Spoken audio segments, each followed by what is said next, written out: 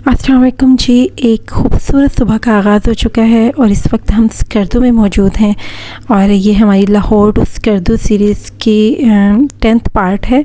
और बाकी सारे पार्ट अगर आपने नहीं देखे तो मेरे यूट्यूब चैनल पे सारी वीडियोस मौजूद हैं 2024 की, आप उनको जाके विज़िट कर सकते हैं।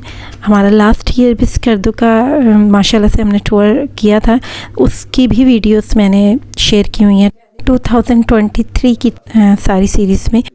अभी जिस गेस्ट हाउस का मैं आपको विज़िट करा रही हूँ, ये बहुत ही खूबसूरत गेस्ट हाउस है और सबसे बड़ी बात ये इसमें सारी सहूलियात मौजूद थी। बिल्कुल घर की तरह आप इसे यूज़ कर सकते हैं। ये आपको सामने किचन दिख रहा है, इसमें आपको जो मर्ज़ी बनाना चाहे पकाना चाहे। अगर आप शौक़ रखते हैं नाश्ता बनाने का, लंच डिनर, कुछ भी आपका कुछ स्पेशल खाने को दिल चाह रहा है तो आप वो बना सकते हैं। ये जो सामने खड़े हैं इनका नाम है शाकिर भाई और इनका ये गेस्ट हाउस था। और लास्ट टाइम जिस गेस्ट हाउस में हम ठहरे थे उसका नाम था स्कर्दू लॉज और उनके ये बड़े भाई हैं शाकिर भाई, इन्होंने अभी नया ही अपना गेस्ट हाउस बनाया है। तो हम इनके गेस्ट हाउस में इस दफ़ा ठहरे क्योंकि वहाँ पे बहुत ज़्यादा रश था, लेकिन इनकी जो हमें सर्विसेज थी बहुत पसंद आई। तो इस वक्त हम थोड़ा मॉर्निंग वॉक के लिए निकल रहे हैं। ये देखिए स्कर्दू लॉज की मैंने वीडियो शेयर की है आप लोगों के साथ। ये स्कर्दू लॉज है। लास्ट टाइम हम इस होटल में ठहरे थे, लेकिन अब हम इनके बड़े भाई शाकिर भाई के होटल में ठहरे हैं। तो वो भी बहुत ज़बरदस्त गेस्ट हाउस है। अगर आप स्कर्दू आते हैं और स्कर्दू में आपको इस गेस्ट हाउस में रहना है और आपको मुनासिब प्राइस में रहना है, आप कमेंट्स में इनका फ़ोन नंबर हमसे ले सकते हैं, वो मैं आप लोगों के साथ शेयर कर दूँगी। जब क्योंकि ये अभी इन्होंने नया गेस्ट हाउस बनाया था तो अभी इन्होंने इसका नाम नहीं रखा था, बल्कि वो हमसे मशवरा कर रहे थे कि हम कोई उनको नाम बता दें जो वो इसका नाम रख लें। अब जब मैं वीडियो बना रही हूँ अभी भी उनके गेस्ट हाउस का नाम नहीं रखा गया, इसलिए मैं आपको बाकायदा नाम नहीं बता सकी। बस रेनोस डी मार्ट स्टोर है, उसके साथ ही गली है और उसके एंड पे ये गेस्ट हाउस है।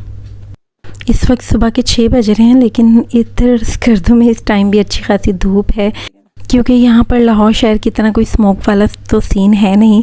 तो सूरज की किरणें लगता है डायरेक्ट आपके मुंह पर पड़ रही हैं। और स्कर्दू में जब हम 1-2 वाटरफॉल पे गए हैं उसके बाद हमारे फेस का बुरा हाल हो चुका था, बिल्कुल लग रहा था सन बर्न हो गए।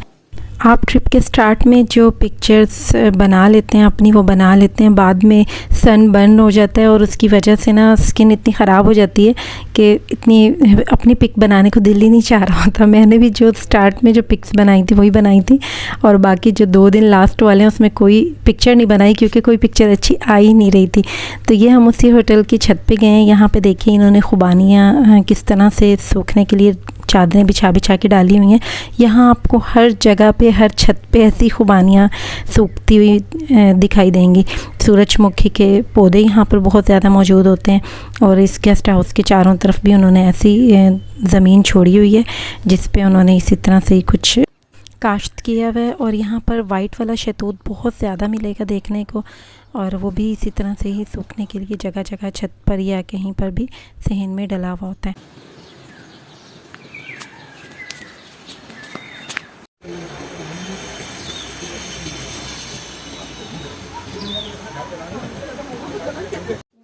इस वक्त हम तैयारी कर रहे हैं क्योंकि हमने मोंटोका वाटरफॉल जाना था और उसके बाद शिखर फोर्ट। 2 पॉइंट थे हमारे आज के दिन विज़िट करने के। जाना तो हम खामोश वाटरफॉल भी चाहते थे पर हम उसको कवर नहीं कर पाए और लास्ट टाइम भी हम खामोश वाटरफॉल नहीं देख सके थे। लेकिन जो चीज़ रह जाती है इसी की वजह से ही दोबारा आपका दिल चाहता है कि आप दोबारा से उस प्लेस को विज़िट करें। तो अब हम नाश्ता करने के लिए आ गए हैं और नाश्ता करने के लिए हम आए हैं कोयटा दरबार कैफ़े पे। और हम 2 दिन यहाँ जिस तरह मॉर्निंग में थे तो हमने दोनों दिन यहीं से नाश्ता किया। इनके पल वाले पराठे, ऑमलेट और चाय सब बहुत मज़े का होता है और ऑर्डर देने के बाद आपको तकरीबन आधा घंटा वेट करना पड़ता है, उसके बाद ही इनका नाश्ता ये रेडी करके लेकर आते हैं।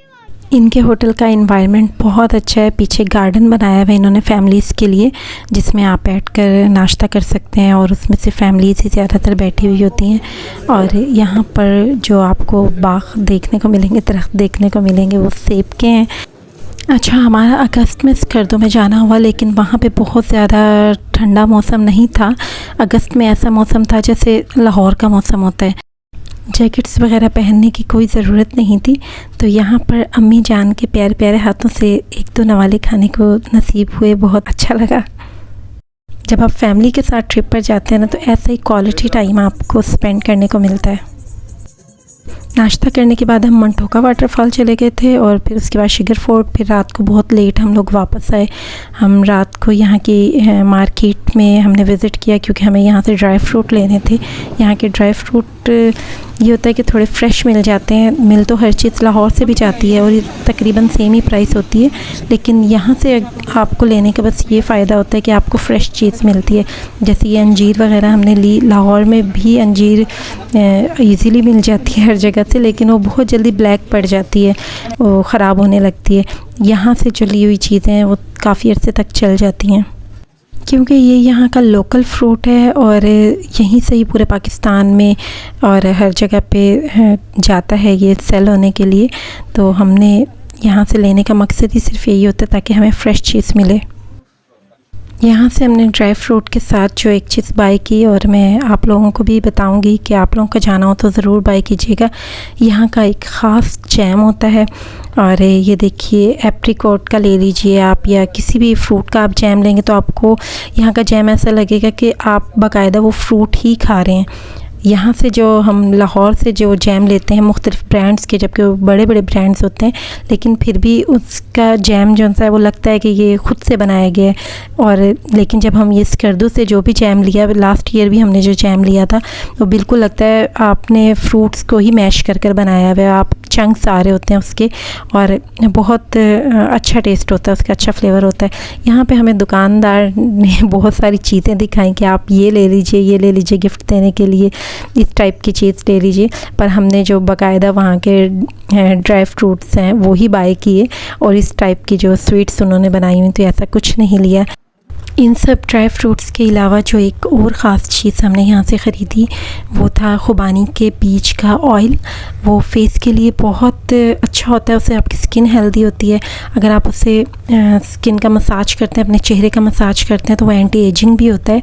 अगर आपके फेस को कोई भी ऑयल सूट करता है तो आप ये वाला ऑयल ट्राई कर देखिए। अगर आपके फ़ेस पर पिंपल्स वगैरह हैं तो आप कोई भी चीज़ डॉक्टर के मशवरे के बग़ैर फ़ेस पर यूज़ मत कीजिए, क्योंकि मेरे फेस पर अल्हम्दुलिल्लाह ऐसा कुछ नहीं है पिंपल्स वगैरह। तो मैं इजीली किसी भी ऑयल से मसाज करके और टिश्यू पेपर से अपने फेस को क्लीन कर लेती हूँ। तो उससे ये है कि फ़ेस पर बहुत हेल्दी इफ़ेक्ट आता है और आपका फेस काफ़ी ग्लो करने लगता है।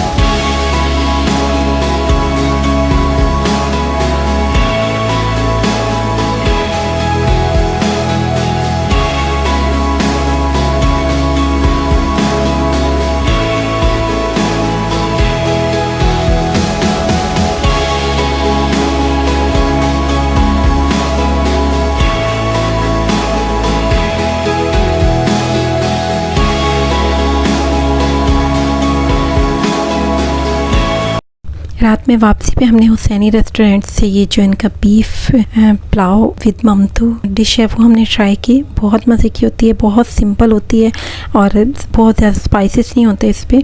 और जब आप ट्रिप पर जाते हैं आपको कुछ घर जैसा खाना खाने को मिल जाए तो इससे बेहतर और कोई चीज़ नहीं होती। तो यहाँ से डिनर करने के बाद हमने वापसी पे स्पेशल ममतू के नाम से एक शॉप है, छोटी सी है और लेकिन उनके ममतू बहुत मज़े के होते हैं। इवन के जो हमने हुसैनी रेस्टोरेंट के ममतू लिए उससे ज़्यादा बेहतर ममतू ये वाले थे। जब हमने ये ट्राई किए तो 6 बॉक्सेस इसके भी पैक करवा लिए क्योंकि ये बहुत ही मज़े के थे और बिल्कुल लाइट थे। और इसके साथ मसाला आप अगर ऊपर डलवाना चाहें तो ऊपर डलवा लीजिए, नहीं तो अलग से भी आपको वो मसाला पैक करके दे देते हैं। और इनकी जो स्पेशल चटनी है वो आप ऊपर ज़रूर डलवाइएगा, उससे बहुत ज़्यादा अच्छा फ्लेवर आता है। प्राइस भी बहुत मुनासिब थी इनकी, ओनली 150 रुपीज़ का 1 पैक था जिसमें 6 ममतूस थे। इनके शॉप का नाम मैं दोबारा से बता दूँ, स्पेशल ममतू के नाम से ये शॉप थी। जब हम ट्रिप्स वगैरह पर जाते हैं तो रात में अक्सर लेट नाइट जब जाग रहे हो तो भूख लगती है, तो ऐसा कुछ खाने को हो लाइट सा तो अच्छा रहता है।